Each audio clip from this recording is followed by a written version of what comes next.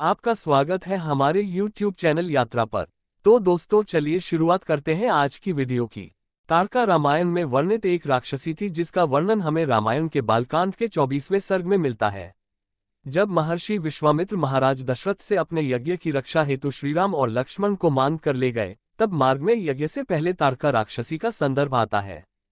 तारका वास्तव में एक यक्षिणी थी जिसे राक्षस योनि में जन्म लेने का श्राप मिला था।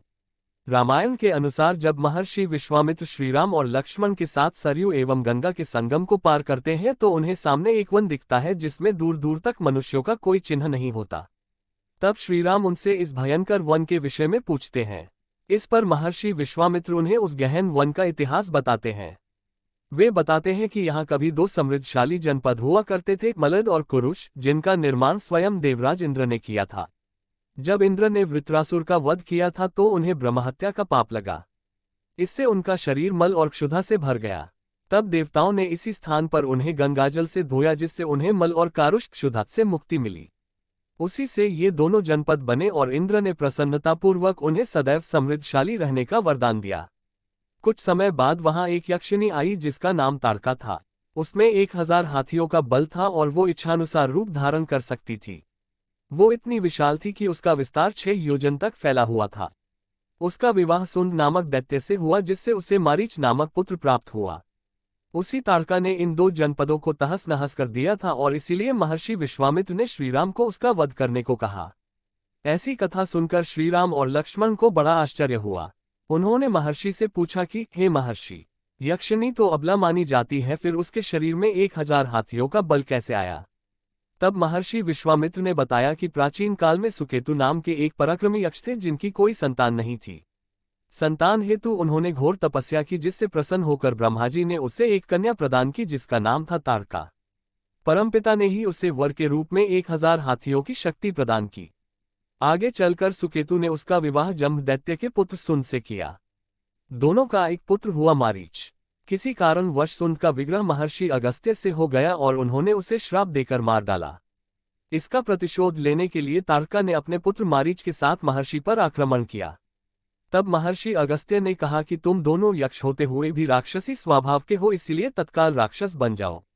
महर्षि के इस श्राप से तारका और मारीच यक्ष योनि छोड़कर राक्षस बन गए। ये कथा सुनाकर महर्षि विश्वामित्र ने श्रीराम से कहा कि हे राम, इस समय संसार में तुम्हारे अतिरिक्त और कोई भी तारका का वध नहीं कर सकता, अतः उसका वध कर इस संसार को उसके अत्याचारों से मुक्त करो। उनकी ये बात सुनकर श्रीराम ने संकोच से कहा कि तारका तो एक स्त्री है, फिर वो किस प्रकार उस पर प्रहार कर सकते हैं? इस पर महर्षि ने उन्हें समझाया कि उसे राक्षसी को स्त्री समझने की भूल न करो।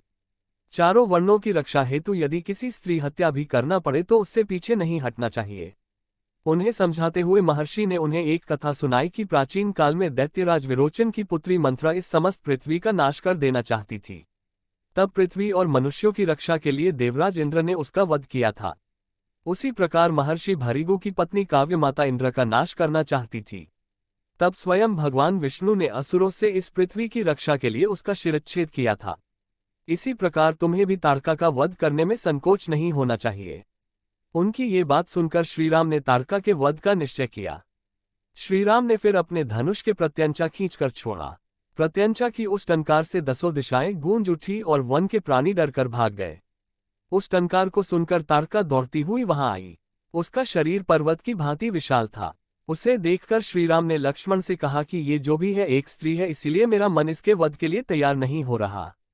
इससे अच्छा है कि मैं इसके हाथ पैर काटकर इसे पंगु बना देता हूं ताकि इसके गमन की शक्ति ही ना रहे।